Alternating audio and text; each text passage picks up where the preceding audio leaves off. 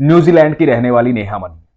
उनकी एक ही इच्छा थी, वृंदावन जाना है। कभी वृंदावन नहीं आई थी। पहले कपूरथला में रहती थी, उसके बाद शादी हुई न्यूजीलैंड, वहां रहने लगी। उनके घर के पड़ोस में ही इस्कॉन है। उनकी 8 साल की बेटी है, ठाकुर जी के पास जाती है, नाम जप करती है। ट्विंस हैं 2 साल के। ठाकुर जी की अनन्य भक्त है। नेहा बताती है कि पिछले 15 साल से कान्हा जी से ही बात करती है। मेरे सब कुछ वही है, मेरे सर्वेश्वर वही है। बेहद प्रेम करती हैं, लेकिन कभी वृंदावन नहीं जा पाई थी। शादी जिस घर में हुई, उस घर के रीति रिवाज अलग थे। वहां ठाकुर जी की आराधना नहीं होती थी। हर घर के अपने रीति रिवाज होते हैं। जरूरी नहीं कि आप जिस घर में जाएं वहां हर जगह उसी आस्था के साथ, उसी प्रेम के साथ ईश्वर को उसी तरीके से और उसी रूप में पूजा जाए। हर एक की आस्था अलग होती है। सब रास्ते ठाकुर जी के पास ही जाते हैं। तो जहां शादी हुई, उस घर की आस्था अलग थी, इनकी आस्था अलग थी। कृष्ण से बेहद प्रेम करती थी, मन में एक ही इच्छा थी, वृंदावन जाना है। पर इनकी आस्था का कभी अपमान नहीं होता था, हमेशा सम्मान होता था। इन्होंने न्यूजीलैंड में अपनी ससुराल वालों से कहा कि अब की बार हिंदुस्तान तभी जाऊंगी जब मेरा वृंदावन जाने का प्रोग्राम बनेगा। मुझे ठाकुर जी से मिलना है, मुझे बिहारी जी से मिलना है। मैं कभी मिली नहीं हूं, मुझे देखना है उन्हें, मुझे मिलना है उनसे। और ये भारत आई अपने परिवार के साथ। वृंदावन पहुंची। इनकी बुआ ने एक गोसाई जी का नंबर इनको दिया था कि कोई तकलीफ हो वहां पर तो गोसाई जी को फोन कर लेना। इन्होंने वृंदावन पहुंच के गोसाई जी को फोन किया। गोसाई जी ने इनको ठाकुर जी के सामने ले जाकर के खड़ा कर दिया। पहली बार इन्होंने बाके बिहारी को देखा। जब बाके बिहारी को कोई देखता है तो बस देखता ही रहता है। आपके मनों में कितने भी सवाल हो, कितने भी प्रश्न हो, वहां जाकर सारे प्रश्न खत्म हो जाते हैं। वहां की ऊर्जा अद्भुत है। ठाकुर जी के नेत्र हम सबको देख रहे होते हैं और हम ठाकुर जी को देख रहे होते हैं। मैं हमेशा एक बात कहता हूं कि आपको ठाकुर जी दिखे ना दिखे, पर ठाकुर जी आपको जरूर देखते हैं। और नेहा तो पहुंच गई थी ठाकुर जी के सामने, बेहद खुश थी, आंखों से अश्रु बह रहे थे। नेहा बताती कि मन में कुछ था ही नहीं, सिर्फ आंखों से आंसू बह रहे थे। देख रही थी और मन में बस यही चल रहा था कि कितने साल लग गए आप तक पहुंचने में, कितने वर्षों बाद आपने मुझे बुलाया है। और नेहा के पास जितने भी पैसे थे, इसने सारे पैसे वहां पर लुटा दिए। नेहा बताती कि मेरे मन में यह आ रहा था कि आज सब कुछ लुटा दूं मेरे ठाकुर पर, खुद को लुटा दूं मेरे सर्वेश्वर पर। बेहद प्रेम था, सारे पैसे वहां पर लुटा दिए। भगवान के दर्शन करके भाव विभोर होकर के वहां से निकली, निधि बन गई। जब निधि बन गई तो रास्ते में देखा कि सब ने माथे पर टीका लगा रखा है। सबके गालों पे लिखा है राधे राधे राधे राधे, हरे कृष्ण राधे राधे। तो इसको लगा कि यहां एक स्टैंप मिलती है, वो स्टैंप मैं भी ले लूं। तो एक दुकान पर गई, वहां से स्टैंप उठाई। स्टैंप निकली ठाकुर जी की, भगवान श्री कृष्ण की। दूसरी स्टैंप उठाई, वो निकली राधा रानी की।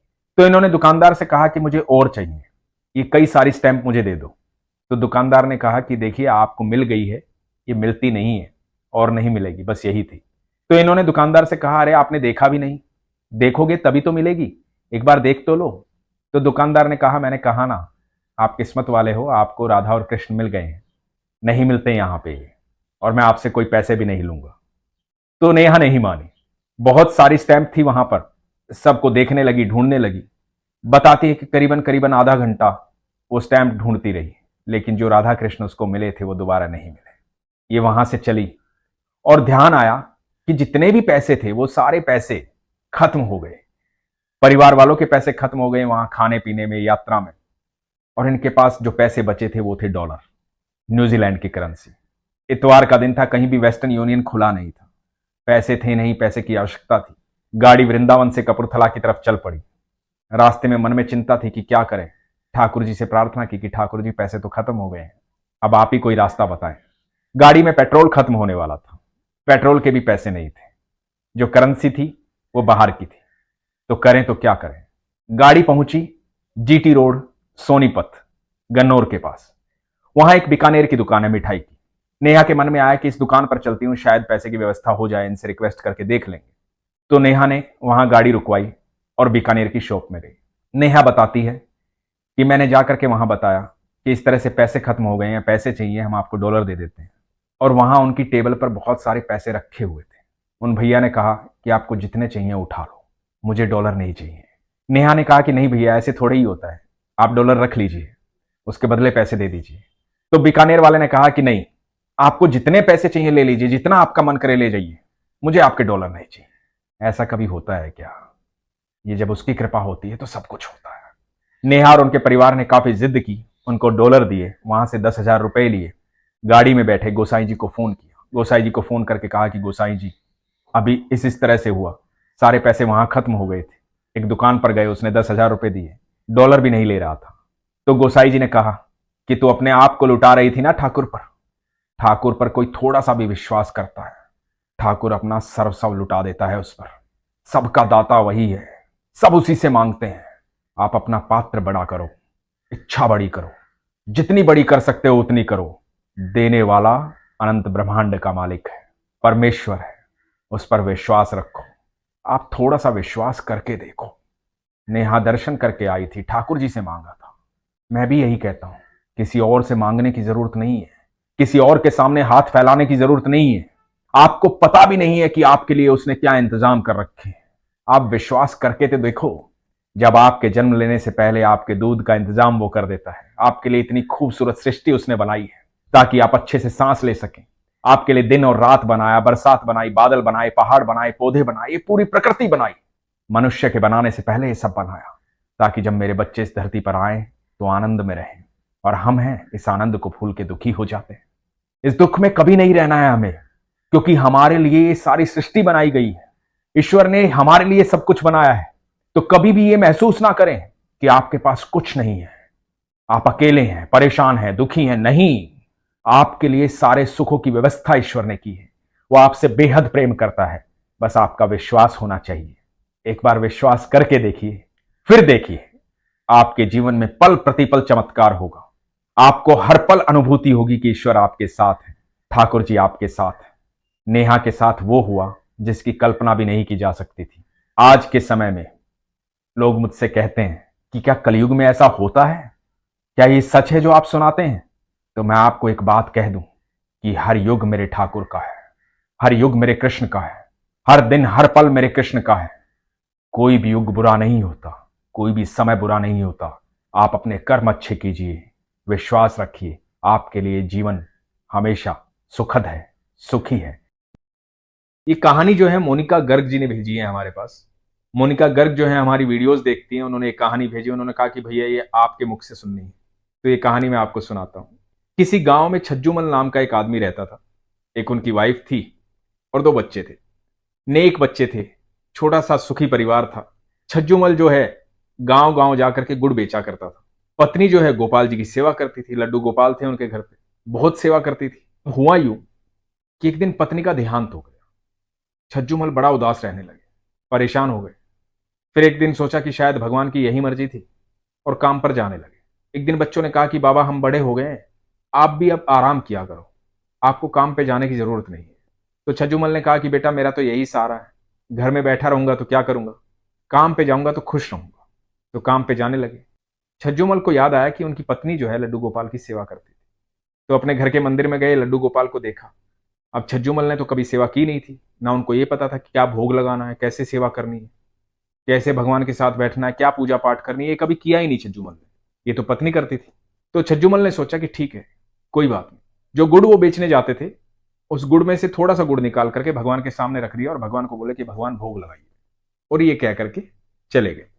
अब ये उनका डेली का रूटीन बन गया था कि रोज सुबह भगवान के सामने थोड़ा गुड़ रखते, भगवान को बोलते भगवान भोग लगाइए और अपने काम पे चले जाते।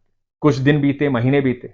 बच्चों ने कहा कि बाबा हम चाहते हैं घर थोड़ा सा अच्छे से बनवा लें, घर में थोड़ा काम होगा तो सारी चीजें इधर उधर रखी जाएंगी, तो आप थोड़ा इस साइड बैठ जाना, इस साइड रह लेना। तो छज्जूमल ने कहा कि ठीक है बेटा, तुम घर बनवाओ, मैं बाहर वाले कमरे में बैठ जाऊंगा, वहां रह लिया करूंगा। अब सामान इधर उधर हुआ तो लड्डू गोपाल को भी एक अलमारी में रख दिया गया। छज्जूमल अपने काम में व्यस्त हो गए। अब क्योंकि घर सारा इधर से उधर हुआ पड़ा। अब छज्जूमल जो है गुड़ बेचने जाते तो एक पेड़ के नीचे जाकर के बैठ जाते। एक दिन पेड़ के नीचे जाकर बैठ रहे थे, नींद आ गई। नींद आ गई तो उनको एक बच्चा उठा रहा था। उनको लगा कि वहम है मेरा, गहरी नींद में थे, थक गए थे। फिर बच्चा उठाने लगा, नहीं उठे। फिर हिलाने लगा, फिर एकदम से उठे। बच्चे को देखा, बच्चे को बोले हाँ बेटा। अब बच्चा बोला कि रोज गुड़ देते हो बाबा, मुझे गुड़ नहीं दोगे? अब छज्जूमल ने सोचा कि मैं तो कभी इसको गुड़ नहीं देता, पर शायद गांव का बच्चा होगा, देखता होगा मुझे, तो गुड़ ही तो चाहिए। उठा के गुड़ दे दिया, ले बेटा ले ले। अब छज्जूमल रोज गुड़ बेचने आते, ये बच्चा रोज उसी जगह आ जाता, रोज बोलता कि बाबा गुड़। छज्जूमल भी उठा करके गुड़ दे देते। अब जो ये बच्चा है बड़े चटकारे लगा करके गुड़ खाता, बोलता आहा बहुत मीठा है, बहुत अच्छा है, और खेलते खेलते गायब हो जाता, चला जाता। अब हुआ यूं कि घर जो है पूरा तैयार हो गया। घर तैयार हो गया, एक हवन रखवाया गया। छज्जूमल ने उस दिन छुट्टी ले ली। बच्चों ने बड़ा सुंदर घर बनाया था। हवन का दिन था। छज्जूमल उस दिन गुड़ बेचने नहीं गए। लेकिन ये जो बच्चा है ये वहां पहुंच गया। इसने देखा कि आज तो आया ही नहीं, तो गुड़ कैसे खाऊंगा।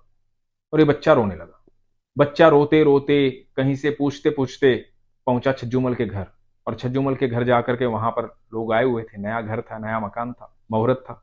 ये पहुंचा छज्जूमल के पास और बोला कि गुड़ नहीं दोगे बाबा, मैं वहां इंतजार कर रहा था। छज्जूमल को बच्चे को बड़ा प्यार आ गया। छज्जूमल वैसे ही खुश थे, घर बनाया नया। बच्चे को गोदी में बिठाया, अपने हाथ से गुड़ खिलाने लगे। जब गुड़ खिलाने लगे तो छज्जूमल को जो भाव आया वो भाव बड़ा अद्भुत था। पता नहीं क्यों उनकी आंखों से आंसू आ गए। उनको आनंद आ रहा था उस बच्चे को गुड़ खिलाने में। बच्चे ने गुड़ खाया और बच्चा उठ करके चला गया, वैसे ही कहते हुए, बड़ा मीठा गुड़ था, बड़ा मजा आया, बड़ा मीठा गुड़ था, बड़ा मजा आया। ये कह के बच्चा चला गया। अगले दिन छज्जूमल गए गुड़ बेचने, जो रूटीन था। और जाकर के देखा उस पेड़ के नीचे जहां जाते थे कि बच्चा आएगा, बच्चा नहीं आया। दूसरे दिन गए, बच्चा फिर भी नहीं आया। तीसरे दिन गए, फिर भी बच्चा नहीं आया। अब समझ में नहीं आई। इधर जो छज्जूमल के बेटे थे उन्होंने घर तैयार किया, तो घर में एक खूबसूरत मंदिर भी तैयार किया। वहां लड्डू गोपाल को बिठाया। छज्जूमल घर आए। घर आए तो देखे मंदिर में लड्डू गोपाल बैठे हुए। उनको देखा, उनके सामने गुड़ रखा, जो कि आदत थी छज्जूमल की। आज जब वो गुड़ रख रहे थे तो उनको एहसास हो रहा था, गुड़ का भोग तो रोज लगाते थे ठाकुर जी। आज लड्डू गोपाल मुस्कुरा रहे थे और कह रहे थे कि छज्जूमल, मैं तो रोज तुझसे गुड़ खाने आता हूं, तू पहचान ही नहीं पाया मुझे। ये जो भाव था ना, ये भाव भगवान को बहुत पसंद था। भगवान ने उस दिन फिर गुड़ का भोग लगाया। दोस्तों, भगवान को सिर्फ भाव ही चाहिए, भाव का भोग चाहिए। वो यदि आप दे सकते हैं तो भगवान आपके भोग को हमेशा स्वीकार करेंगे, हमेशा स्वीकार करेंगे। इसलिए अपने प्रेम का भाव ईश्वर के साथ रखिए, उनको भाव का भोग लगाइए जैसे छज्जूमल ने लगाया। उनका कोई नियम नहीं है, कोई तरीका नहीं है, और भाव और प्रेम में कोई तरीका नहीं होता है।